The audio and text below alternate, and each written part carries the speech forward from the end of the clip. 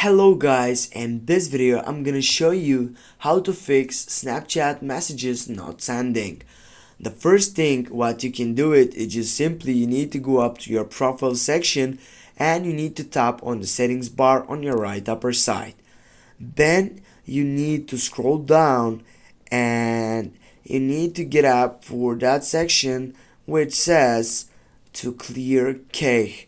Go for clear cache and you need to go for continue. Now with this you're gonna get up to that point in which you can get up to fix this snap messages not sending.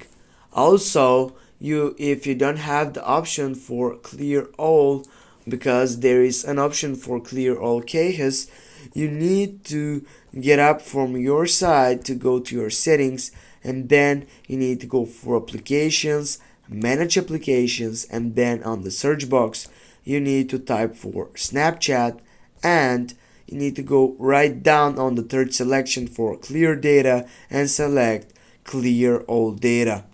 Right after that, I hope that everything will be okay, because this is the main point of this video in which will be related to this. Thanks guys for watching. Don't forget to hit that like and share the video. See you soon guys.